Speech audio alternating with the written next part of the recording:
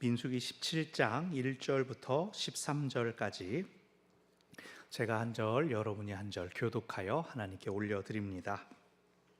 여호와께서 모세에게 말씀하여 이르시되 너는 이스라엘 자손에게 말하여 그들 중에서 각 조상의 가문을 따라 지팡이 하나씩을 취하되 곧 그들의 조상의 가문대로 그 모든 지휘관에게서 지팡이 12를 취하고 그 사람들의 이름을 각각 그 지팡이에 쓰되 레위의 지팡이에는 아론의 이름을 쓰라. 이는 그들의 조상의 가문의 각 수령이 지팡이 하나씩 있어야 할 것임이니라. 그 지팡이를 회막 안에서 내가 너희와 만나는 곳인 증거궤 앞에 두라. 내가 택한 자의 지팡이에는 싹이 나리니 이것으로 이스라엘 자손이 너희에게 대하여 원망하는 말을 내 앞에서 그치게 하리라.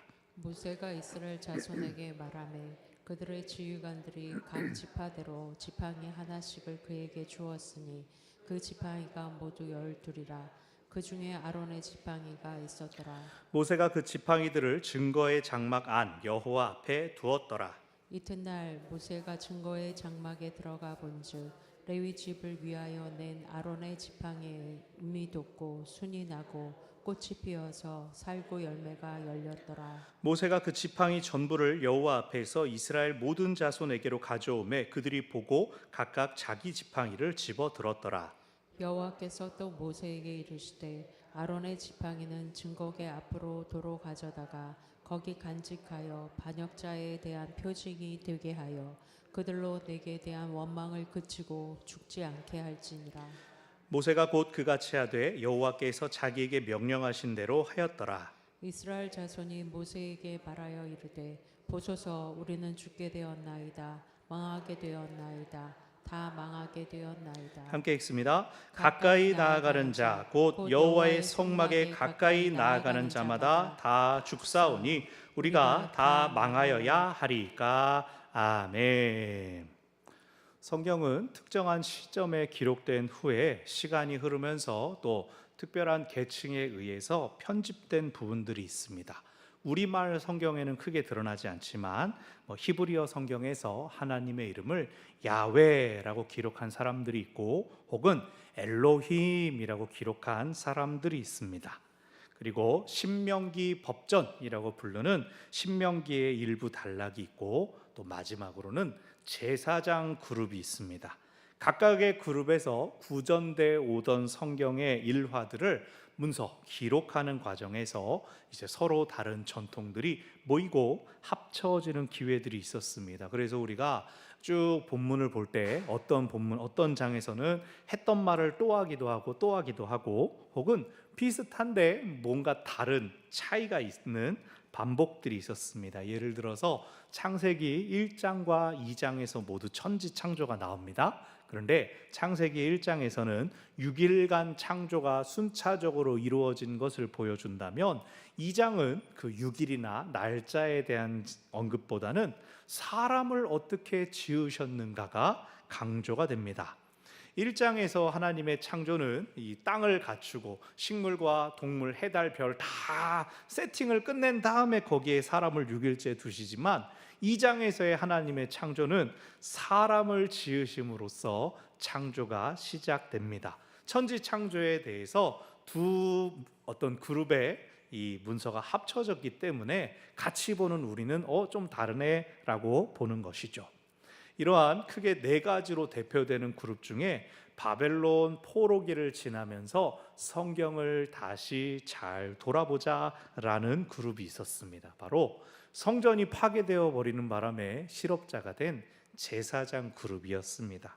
그들은 예배와 성전이라는 기준으로 성경을 다시 되돌아보며 하나님께서 분명히 여기서 이것들을 강조하셨는데 우리가 놓친 것 같다라고 하는 부분들을 편집했습니다. 없는 말을 지어낸 것이 아니라 이 부분이 너무나 중요하기 때문에 뒤에 후손들이 이 부분에 대해 잘 주목하도록 도와주자 강조했다라는 뜻입니다. 특별히 모세오경에서 그들의 흔적을 찾는 것은 어렵지 않습니다. 이를테면 하나님께서 모세를 부르셨다. 우리가 출애굽기, 레위기, 민수기 엄청나게 나오는 그 문장에 하나님께서 모세와 아론을 부르셨다라는 식으로 모세만 부르신 게 아니라 아론도 같이 부르셨다, 대제사장도 부르셨다라고 추가하는 식입니다. 더 나아가서 하나님께서 아론에게 말씀하셨다, 아예 모세를 빼고 아론에게만 말씀하셨다, 제사에 대한 더 구체적이고 상세한 내용들이 바로 제사장 집단의 문서입니다. 그렇게 함으로써 하나님께서 첫 대제사장인 아론의 권위를 직접 세워주셨다. 그래야 지금 이 바벨론 포로로 끌려온 상황에서도 그만큼 제사가 중요했구나, 하나님의 말씀이 중요했구나라고 권위를 가르칠 수 있었기 때문이죠. 오늘 본문 17장 같은 경우가 대표적인 제사장 문서라고 할 수가 있습니다. 모세와 아론에 대해서 반역을 일으킨 그 무리들을 향하여서 하나님께서 아론 대제사장 권위를 확실하게 세워주시는 내용입니다. 오늘 말씀을 통하여서 우리 또한 세워주시고 인정해 주시는 하나님의 은혜를 기억하며 우리 또한 세움받은 자리를 믿음으로 지켜가기를 결단하는 시간 되기를 바랍니다. 아멘. 오늘 본문은 내용적으로는 지난주 16장의 고라의 반역과 연결됩니다. 지난주에는 이제 250명이 하나님 앞에 분향하면서 하나님께서 누구를 하나님 앞에 세우실지 확인하는 내용이 있었습니다. 그 250명 중에는 레위인들도 있었고 또 레위 지파가 아닌 다른 지파의 지도자들까지 참여한 중에서 그 250개의 향로 중에서 하나님이 아론의 향로를 선택해 주셨습니다. 그리고 다른 사람들은 하나님이 세우신 질서에 반역한 사람들로 벌을 받아 불태워 죽었습니다. 그렇게 선택하신 아론이 하나님께 분향할 때 하나님은 배역한 이스라엘 가운데 내리셨던 전염병 그 재앙을 멈추셨습니다. 그렇게 함으로써 하나님이 아론을 선택하셨다는 것이 거듭 확인되었습니다. 아론이 향을 들고 분향할 때 전염병이 멈췄다라고 하는 것은 하나님께서 아론의 기도를 들으셨다는 뜻이기 때문입니다. 근데 지난주 거기에서 그치는 것이 아니라 오늘 본문을 통해서 아론의 대제사장직 수행이 매우 확고하게 선언됩니다. 말씀을 보면 2절에서 하나님께서 모세를 통해 말씀하시기를 각 조상의 가문을 따라 지팡이 하나씩을 취하고 그 위에 이름을 적어라. 조상의 가문을 따른다는 건 12지파를 의미합니다. 근데 지금 이스라엘 진영 가운데는 13지파가 있습니다. 왜일까요? 레위인은 내 것이다 라고 기업으로 빼신 다음에 요셉 지파를 에브라임과 므낫세로 나눠서 정확히는 13지파가 모여 있습니다. 하지만 이제 상징적인 야곱의 12아들이라는 수가 있으니까 지팡이 12를 취하라 라고 하십니다. 근데 여기서 지팡이들을 취해라, 모든 지파의 대표자들 다 나와라 하는 건 무슨 뜻이겠어요? 하나님께서 너희 모든 지파들이 참여할 수 있게 해주겠다, 내가 누구를 먼저 차별하지 않는다는 것을 알려주겠다. 고라의 반역에 마음이 이끌렸던 이스라엘 자손들을 막 강압적으로 교훈하시는 것이 아니라 너희가 원하는 대로, 너희가 바라는 대로 각 지파의 대표자들 똑같이 참여하여라. 레위인 아니라도 어디 한번 나와 봐라. 내가 그 가운데 나의 뜻을 분명히 알려주겠다. 앞서 16장에서는 좀 파괴적이고 폭력적인 방법이 사용됐습니다. 가장 앞장서서 반역을 일으켰던 고라, 그리고 다단과 아비람까지 그들의 모든 소유가 땅에 꼭 빠지고 땅이 다시 합쳐져 버려서 그들의 어떤 시신도 찾을 수가 없게 되었었죠. 또 250명이 250개의 향로로 분향하고 또 분향한 향로들은 거룩한 향로로 구별되었지만 아론을 제외한 다른 사람들은 자기가 높아지고자 해서 반역의 마음을 품었으니 하나님께서 그 향로는 받아라, 제단의 겉을 싸는 데 사용하도록 하셨지만 반역자들은 불사르는 벌을 내리셨죠. 오늘 본문에서는 지팡이 가져오기만 해라, 지팡이를 들고 서 있어 봐라, 들고 기도해 봐라, 뭐 이렇게 하는 것이 아니라 그냥 이름 써서 제출해라고만 하십니다. 그러니까 막 무섭고 두렵게 가르치는 것은 아닌데 확실하게 가르치시려고 니들 이름 잘 써내라 라고 하신 것입니다. 그런데 왜 지팡이일까요? 왜 지팡이일까요? 나이 든 사람만 나오라는 걸까요? 지팡이는 광야 생활에서 필수품 중에 하나였습니다. 일단 이 이스라엘은 유목민들이었기 때문에 양을 치는 목자에게 양을 치는 도구로서 지팡이가 필요했고, 광야의 사막길을 걸을 때 그 지팡이를 의지하여서 걸음을 편하게 하거나, 또 이제 풀숲을 헤치거나, 땅이 다 포장된 도로가 아니기 때문에 덤불을 위험한 게 없나 헤치거나, 또 땅을 디뎌 볼 때 혹시 발이 빠지는 모래가 없나라고 할 때 지팡이가 필요했습니다.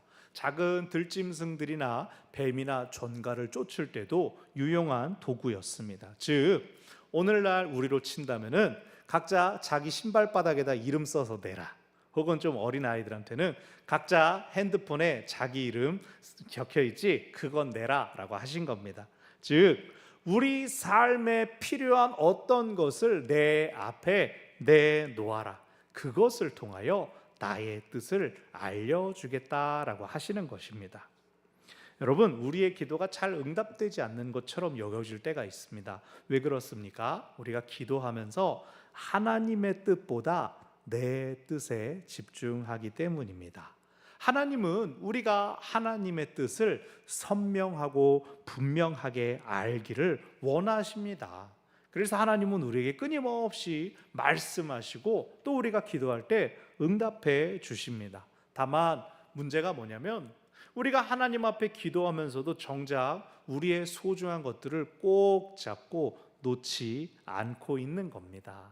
하나님, 이거는 일단 내 거고 또 주세요. 나한테 소중한 게 또 있단 말이에요. 내가 더 채워져야 한단 말이에요. 이렇게 기도하기 때문에 하나님께서 이끄시는 길을 놓칠 때가 있습니다. 사랑하는 여러분, 하나님의 뜻을 구할 때 우리도 하나님께 소중한 것 내어 드리시기를 바랍니다. 이건 뭐 대가를 지불하십시오, 거래를 하십시오, 이런 뜻이 아니라 내가 하나님의 뜻을 정말 가장 중요하게 여긴다는 그 태도를 올려드리라는 뜻입니다. 꼭 서원을 해서 내가 기도 응답된 이걸 바치고 이걸 바쳤으니 이런 뜻이 아니라 하나님의 뜻을 알고 또 그것을 이루는 것이 얼마나 중요한지를 입술로만이 아니라 생각으로만이 아니라 실천으로 드러내시란 뜻입니다.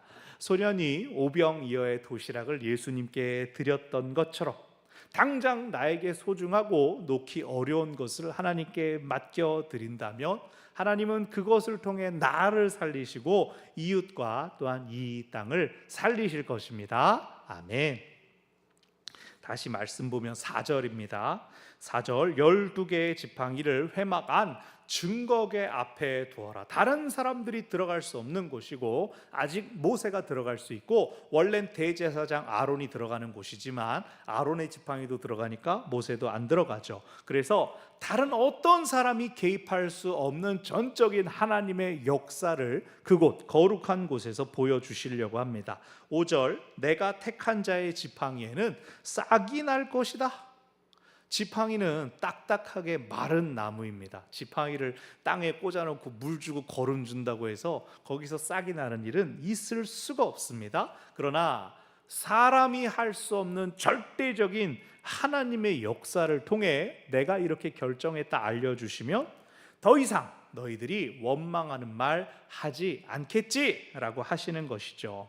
6절 7절 이제 모세가 하나님께서 명령하신 그대로를 다 행했습니다. 아론을 포함하여 각 지파에서 지팡이가 하나씩 나왔고 증거궤 앞에 놓였는데 특별히 7절에서 증거궤 앞이라고 했습니까?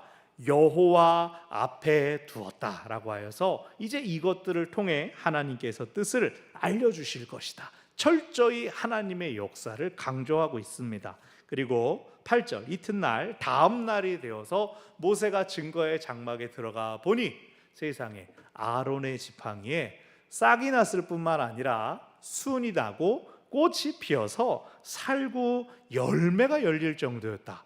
하룻밤인데요. 성경을 비비 꼬는 사람들은 곰팡이가 쓸었다 이렇게 해서 표현하는데 사막을 모르는 분들이 이제 상상력을 과하게 발휘한 것이죠. 물론 이제 진짜 살구는 아닙니다. 구약 성경에 살구나무, 살구 열매가 자주 등장하는데 다 우리의 그 맛있고 부드러운 그 살구가 아니라 아몬드입니다. 아몬드. 팔레스타인에 흔한 아몬드 나무입니다. 아몬드 나무가 아몬드의 속에 씨를 빼먹는 건데 겉에 과육이 싸져 있는 모습은 우리나라의 살구와 살구 덜 익었을 때의 살구와 비슷해서 그냥 살구나무로 번역이 됐어요. 그럼 또 우리 생각에 왜 또 굳이 아몬드 나무, 아몬드 열매가 맺히게 하셨을까? 이것은 언어 유희입니다. 이 아몬드 나무는, 아몬드 열매는 구약 성경에 나오는 모든 아몬드가 대부분 언어 유희입니다. 히브리어로는 샤케드라고 하는데, 샤케드라고 하는 단어는 아몬드 나무, 아몬드 열매를 가리키기도 하지만 지켜보다라는 뜻이 있습니다. 예레미야 1장에서도 우리가 살구나무 환상이 있었는데요. 예레미야는 눈에 보이는 샤케드, 살구나무를 지켜보면서 하나님, 살구나무 2가지가 있습니다 라고 말하는데, 하나님은 내가 유다를 지켜보고 있다라는 뜻이다 이렇게 대답하십니다. 여기서도 마찬가지입니다. 하나님께서 이스라엘 자손들 쭉 지켜보시고 아론을 택하셨다는 겁니다. 내가 장차 그를 통하여서 너희를 지켜보겠다, 그런 뜻으로 아몬드 열매가 맺히게 하신 것이죠. 자, 싹이 나게 하겠다라고 하셨는데 싹에서 줄기가 오르고 꽃 피고 열매까지 맺히게 하여 주셨습니다. 하나님의 뜻은 확실하고 확고하니 그것을 분명히 알라는 뜻입니다. 이 놀라운 표적 앞에 사람들이 감히 반역의 마음을 품지 않을 것입니다. 9절, 모세가 이제 지팡이 전부를 가져오고 또 각자 가져가라. 아무 일도 없었던 이 지팡이들 자기 이름 써진 거 헷갈리지 않게 가져가라. 다만 하나님께서 10절, 아론의 지팡이는 10절 증거계 앞으로 다시 가져와서 간직해 두어라. 앞으로 누군가가 반역을 꿈꾸다면 이 지팡이 꺼내 주어라. 하나님께서 아론에게 이렇게 아론을 선택해 주셨다는 이 표징을 간직하여라.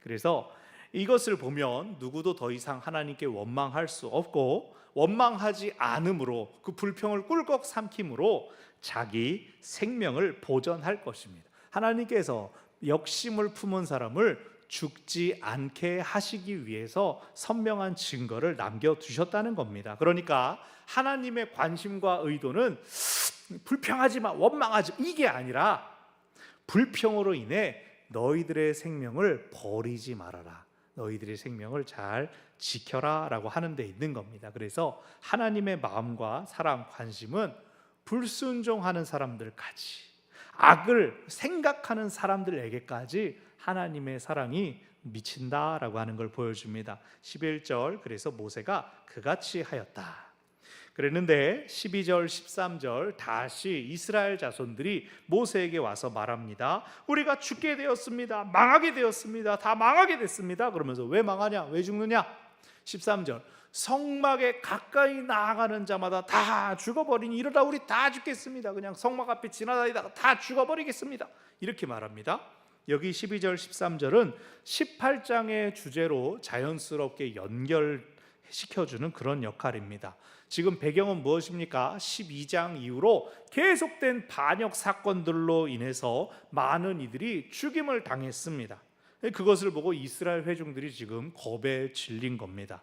우리는 말씀을 한 주 한 주 살펴보았기 때문에 하나님한테 반항하고 거역한 자들이 마땅히 받아야 될 벌을 받아 죽은 걸 알고 있지만, 그래서 성막을 함부로 가까이 하지 않으면 괜찮겠네라고 하는 걸 알고 있지만, 그 반역에 깊이 관여되지 않았던 멀찍이 진을 치고 있었던 회중들의 눈에는 죄보다는 벌이 더 커 보이는 것입니다. 아유, 성막에만 가면 다 죽는구만, 이렇게 와전되는 것이죠. 전후가 뒤집힌 것이죠. 그래서 18장에서 성소에 대한 죄들은 제사장들이 담당하여라, 어떻게 속죄해야 될지, 어떻게 성막을 지켜야 될지, 그 내용이 이제 18장에서 다뤄질 것입니다. 자, 이렇게 해서 12장에서부터 시작됐던 하나님의 질서에 대한 반역들이 이제서야 마무리가 됩니다. 하나님께서 이스라엘 자손 가운데 세우신 당신의 질서는 무엇입니까? 모세와 아론을 이스라엘의 지도자로 세우신 것이었습니다. 모세는 특별한 하나님 경험을 가지고 계속 하나님께 집중하며 순종해 왔습니다. 백성들이 거역하고 원망하고 반역을 저지르려고 할 때도 모세는 일단 하나님께 무조건 엎드렸습니다. 또 반대로 하나님께서 백성들에게 진노하셔서 내가 저들을 다 멸하겠다라고 하시면 백성들의 편에서 중보하며 하나님의 은혜를 구했습니다. 아론은 어떻습니까? 하나님께서 모세에게 아론을 대제사장으로 세워라. 그리고 그의 아들들, 그의 가문이 계속해서 제사장이 되게끔 하여라. 그렇게 레위인들로부터 구별시켜라 라고 하셔서 그렇게 했습니다. 그런데 아론이 그에 맞는 특별한 하나님 경험을 했습니까? 혹은 그것을 위한 훈련을 받았습니까? 모세가 제가 파라오 앞에서 제가 말 못합니다. 제가 혀가 둔하고 입이 뻣뻣하고 자꾸 그러니까 하나님이 야, 네 형 아론 말 잘하잖아 그러셨죠. 그러니까 모세가 하나님의 부르심을 거절하느라 딸려 나온 게 아론이라는 거예요. 물론 모세가 예 알겠습니다. 제가 하나님 말씀하신 대로 가겠습니다. 그랬을 때 하나님께서 근데 네가 말하기 어려울까 봐 내가 네 형 아론은 말 잘하게 해줬다. 자, 아론 내려가라. 그러셨을 거예요. 하지만 그렇다고 해서 아론이 막 술술 풀리는 달변으로서 이스라엘 사람들의 마음을 진정시켰다. 참으로 교부 크리소스톰처럼 황금 이빨을 가지고 있어서 아론이 설교하자 다 같이 눈물을 흘렸다. 그런 표현은 없었잖아요. 아론이 모세와 함께 파라오 앞에 서서 말하기는 했지만 굳이 말하자면 아론의 역할은 이 마이크 같은 역할이었대요. 자기가 뭘 한 게 아니라 하나님께서 모세를 통해 주신 말씀을 자기가 큰 소리로 파라오 앞에 전달했던 것입니다.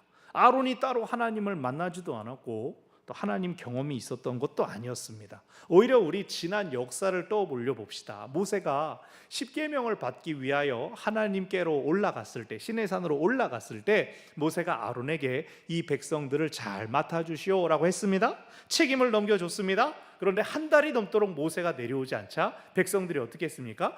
모세 이거 산에서 죽었구나. 우리가 우리 신을 만들어야 되겠구나. 그러면서 거꾸로 어떻게 했습니까? 아론을 향하여서 우리를 위하여 신을 만들라. 그리고 금부치를 다 갖다 주니까 아론이 여러분 이러면 안 됩니다 라고 한 것이 아니라 어떻게 좀 크게 만들어 볼까요? 그러면서 딱딱딱딱딱 녹여가지고 이 정도면 되겠습니까?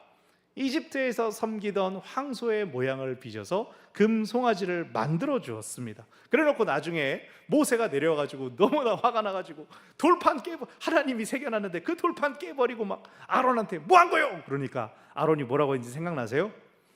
아니 그냥 금 모아다가 던졌더니 송아지가 나오더라고. 그러면서 말도 안 되는 변명을 3살 동생한테 쩔쩔 맸던 게 그게 아론이었다고요. 대제사장이 된 후에는 어땠습니까? 아주 망나니 같은 두 아들을 통제하지 못해서 그들이 여호와 앞에서 진노하심을 입어 죽게 되는 일이 있었죠.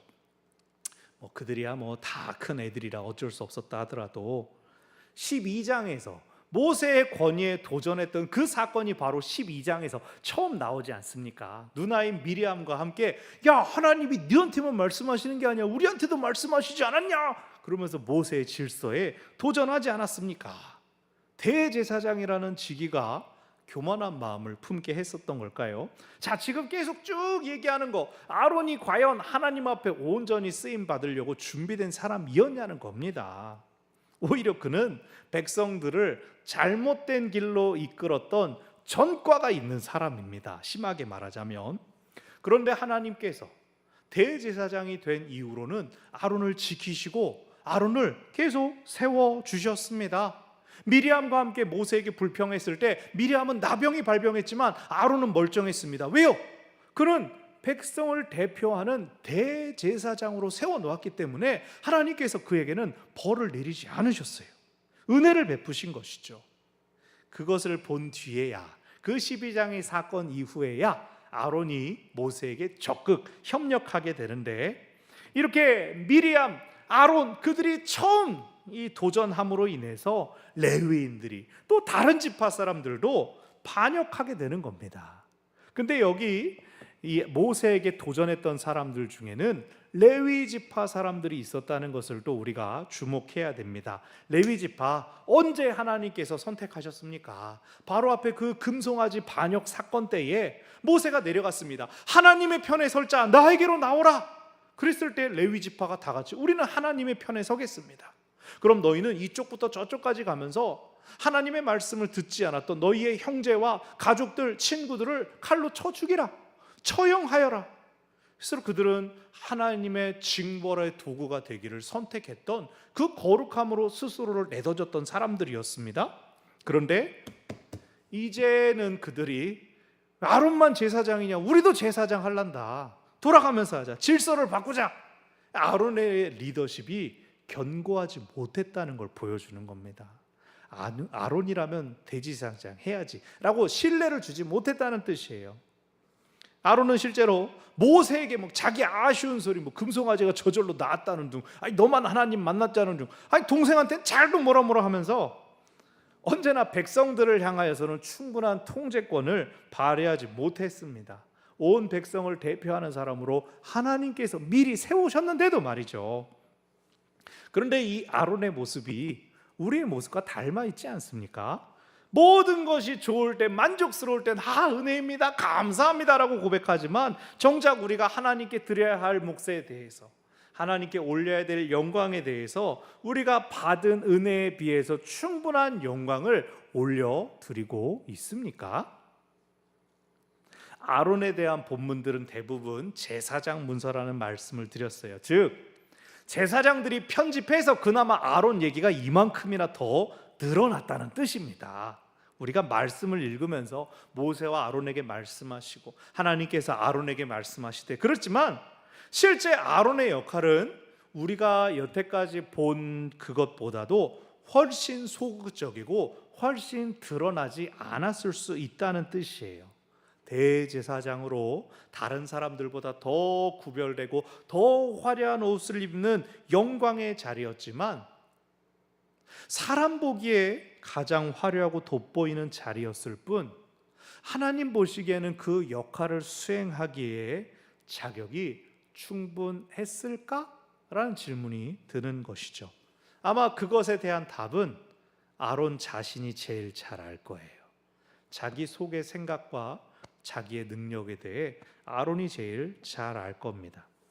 사랑하는 여러분, 우리에게도 아론처럼 높여지는 은혜가 있습니다. 교회의 직분이나 혹은 사회적인 명망이나 부의 재물에 대해서 우리도 어떤 부분에서는 아론처럼 다른 어떤 사람 질투할 필요가 없는 은혜로운 영광을 누리는 부분이 있습니다.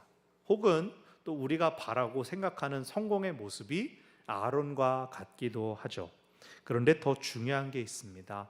우리가 자격이 있어서 그런 것들을 누리는 것이 아니라는 겁니다.